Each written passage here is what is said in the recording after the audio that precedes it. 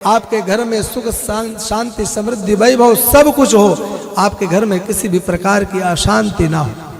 और यह वह पुराण है, मैं श्रीमद् भागवत महापुराण भगवान श्री कृष्ण के वांग्मय विग्रह मानकर इनके चरणों में ही प्रार्थना करता हूं कि आप सभी जो इस कथा के लिए प्रयत्न किए, परिश्रम किए, प्रचार प्रसार किए एवं आपका आर्थिक अनुदान, मानसिक सहयोग, किसी भी प्रकार का सहयोग प्राप्त हुआ है, उन सब के लिए श्रीमद् भागवत महापुराण के चरणों में प्रार्थना है कि आप जिन जिन कामनाओं को लेकर ऐसा अभूतपूर्व कार्य में सहयोग किए हैं, आपकी कामनाएं इसी रूप में भगवान प्राप्त करें जिस रूप में आपने भगवान से मांगी। देखिए, धर्म अर्थ काम ये कामनाएं तो भगवान पूर्ण ही करते हैं, लेकिन अंतिम परिणति होती है कि इस मानव तन को प्राप्त करके हम अपने मुक्ति का मार्ग खोलें, भगवान की भक्ति के मार्ग में प्रवृत्त हों। यह सबसे अमूल्य चीज होती है जिसे हमें इसी मानव जीवन में प्राप्त करके अपने मानव जीवन को सार्थक करना है। तो प्रार्थना यही है कि इस मानव तन की वास्तव में जो हमें आवश्यकता है, जिस लिए प्राप्त हुआ है, वह उद्देश्य भी पूर्ण हो। दूसरी चीज, इस कार्यक्रम को सफल बनाने में केवल धन अर्थ खर्च करने वाले ही नहीं होते, किसी ने मन से भी सहयोग किया, किसी ने अर्थ लगाया, किसी ने तन लगाया, शरीर से सेवा शुश्रूषा की। अनेक बालक हैं जो दौड़ दौड़ करके सेवा करते रहे, उनके सेवा के बाद भी कथा नहीं पूर्ण हो सकती जब तक आप जैसे प्रबुद्ध श्रोता यहाँ न बैठे। और मैंने देखा कि प्रारंभ से दिन प्रतिदिन आप लोग बढ़ते चले गए और आज मैं समझता हूँ गांव का हर सदस्य यहाँ कथा में बैठ करके अपनी उपस्थिति दे रहा है। तो उन सभी के लिए मेरी भागवत से प्रार्थना है कि आपकी संपूर्ण कामनाएं इस जीवन में पूर्ण हो, आपका मन भगवान के चरणों में लगे, भगवान के प्रति राग अनुराग प्रेम जागृत हो, आप लोग भी वृंदावन की यात्रा करें, आप बिहारी जी का दर्शन करने का मन बने, आपके घर में सुख शांति समृद्धि वैभव सब कुछ हो, आपके घर में किसी भी प्रकार की अशांति ना हो। और यह वह पुराण है, जिन जिन बहनों ने, माताओं ने इसकी परिक्रमा करते हुए जो कामनाएं की, मैं समझता हूँ वह सब पूर्ण होगी। मेरे वचन हैं और आप भविष्य देख लेना कि वह वही उसी अनुसार पूर्ण होगा जिस अनुसार कामनाओं को आपने किया है। अब इस कथा को परिपूर्ण कराने में सभी का सहयोग है। हमारे संगीत में बैठे हुए ये संपूर्ण सहयोगी, ये हमारे आश्रम से हमसे सब जुड़े हुए हैं। एक एक का नाम क्या लें, ये सभी अपने अथक प्रयत्न से, अमूल्य सहयोग से सुंदर सुंदर नवीन भजनों, संकीर्तनों, अपने वाद्य यंत्रों के द्वारा आप लोगों को नित्य प्रति आनंद प्रतीत कराए हैं। क्योंकि जब जब आपके हृदय में आलस्य आता था, ये आपको नई ओज, तेज और उमंग भर देते थे। आप कथा में बैठ करके फिर कथा सुनते। हमारे इन आचार्यों के द्वारा, आचार्य अश्विनी कुमार श्री दीपक जी आप लोगों से पूर्व परिचित हैं। प्रतिवर्ष इस गांव में हर वर्ष आकर के आश्रम के छात्रों, संतों, गौ माताओं के लिए आप लोगों से गेहूं लेकर के जाते हैं। वह गेहूं आप लोग अपने आश्रम में पहुंचाते हैं। एक एक दाना का वहां सदुपयोग होता है। गौ माताएं भी आपके गेहूं से प्राप्त अन्न से उनका भरण पोषण होता है, संतों छात्रों का भी भरण पोषण होता है। इसलिए आप लोग तो हमेशा ही पुण्य कर्म करते ही रहते हैं। आप लोगों का अन्न सबसे ज़्यादा संतों और ब्राह्मणों की सेवा में लगता है। आप लोगों से पूर्व परिचित है, इनका परिचय मुझे क्या कराना है। हमारे कैमरामैन हमारे माइक में बैठे हुए, ये टेंट की व्यवस्था संभाले हुए एवं जो यहाँ किसी भी रूप में सेवा दिए हैं, सबका अथक सहयोग था, जिसके कारण यह कार्यक्रम परिपूर्ण होने जा रहा है।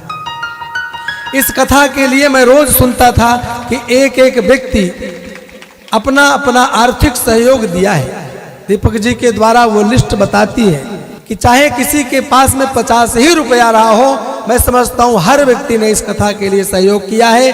तो मेरा केवल एक निवेदन है, मैंने आपको 2 बार ये निवेदन किया महाराज श्री के सामने भी और बाद में भी, कि कथा प्रतिवर्ष हो, लेकिन कथा के रूप को बदलने का प्रयास करें। अब ऐसा कार्यक्रम हो जिससे जन जन शिक्षित हो, बुद्धि का विकास हो, बालक शिक्षित हो, संस्कारित हो, सदाचारी बने। और ये सब गुण उन महापुरुषों से प्राप्त होता है। कथा में इतनी बड़ी पुराण के बीच में इन शिष्टाचार संबंधी चर्चाओं को करने का समय नहीं होता है, लेकिन जब संत सम्मेलन होता है 10-20 संत आकर के 15-15 मिनट आधा घंटा अपना उद्बोधन देते हैं, उनके द्वारा प्राप्त ज्ञान से हमारा समाज बदलाव करता है, हमारा परिवार बदलाव करता है, क्षेत्र में बदलाव होता है। इसलिए ये जो आज आपने कार्यक्रम को शुरू किया है, मैं संपूर्ण ग्राम के भक्तों से एक ही निवेदन करूंगा कि तिल तिल जोड़िए, लेकिन अगले वर्ष के कार्यक्रम के लिए भी आप लोग अपना संकल्प बना करके रखें। संत सम्मेलन हो, कथा भले थोड़ी हो, लेकिन संत सम्मेलन हो, संकीर्तन का आयोजन हो, थोड़ी नित्य प्रति हवन यज्ञ हो, ताकि आपका घर का धन शुद्ध हो, आप संतों की वाणी को सुने, आपके बालकों का मार्ग भी बदले। इसलिए इस कार्यक्रम को श्री गणेश किया है, यह रुकना नहीं चाहिए। और आप लोगों ने सहयोग तो खूब किया, लेकिन एक व्यक्ति, मैं नाम लेने की आवश्यकता नहीं, आप सब लोग देख ही रहे हैं, जानते ही हैं, किसी व्यक्ति को किसी एक चीज में बांध देना और वो बंध जाना बहुत बड़ी बात होती है। जैसे कथा के लिए मैं बंध गया वक्ता के रूप में, ऐसे ही परीक्षित के रूप में हमारे रिंकू जी बंध गए, और इन्होंने उसी नियम का, कानून का पालन किया जो एक परीक्षित को करना चाहिए। यह भी सपत्नीक इस कथा में संपूर्ण गांव के संपूर्ण व्यक्तियों का प्रतिनिधित्व करते हुए इन्होंने भी परीक्षित बन करके और सभी का मस्तक ऊंचा किया है। सभी गांव के लोगों के लिए ही ये कथा है, किसी एक व्यक्ति के लिए नहीं है।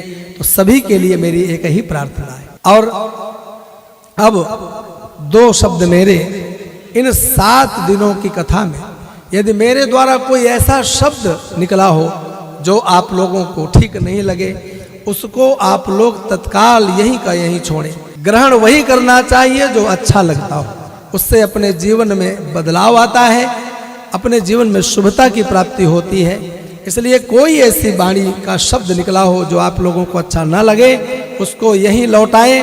अगली बार उसको हम और अच्छा करके, उसको बदलाव करके बोलने का प्रयास करेंगे, और जो अच्छा लगे उसको ग्रहण करके जाएं, उसका चिंतन करें, मनन करें और अपना आत्म कल्याण करें। श्री गुरुदेव भगवान का भी आगमन हुआ।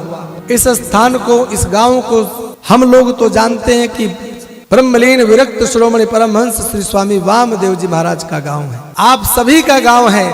लेकिन हम लोगों के अंदर एक संस्कार बसा हुआ है कि इन गांवों में महाराज श्री पद यात्रा किए हैं, घर घर में भिक्षा मांगे हैं, तो इनसे हम लोगों का एक अभिन्न संबंध लगता है।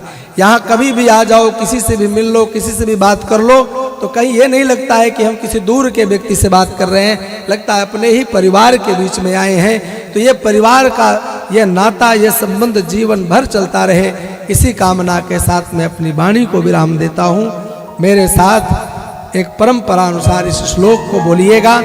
मैं एक बार बोलूं, आप लोग मेरे साथ बोलेंगे, फिर उसके पश्चात संकीर्तन और फिर कथा विराम। उसके आगे के कार्यक्रम के बारे में दीपक जी आपको सूचना देंगे। तब तक आप लोग अपने स्थान पर बैठे रहेंगे।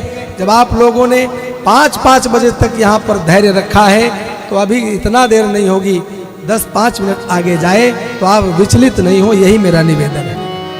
बोलेंगे मेरे साथ, नाम संकीर्तनम यस्य, नाम संकीर्तनम यस्य, नाम संकीर्तनम यस्य, नाम संकीर्तनम यस्य, सर्व पाप प्रणाशनम, सर्व पाप प्रणाशनम, सर्व पाप प्रणाशनम, सर्व पाप प्रणाशनम, प्रणामो दुःख शमनः, प्रणामो दुःख शमनः, प्रणामो दुःख शमनः, प्रणामो दुःख शमनः, तं नमामि हरिं परम, तं नमामि हरिं परम, तं नमामि हरिं परम, तं नमामि हरिं परम, तं नमामि हरिं परम।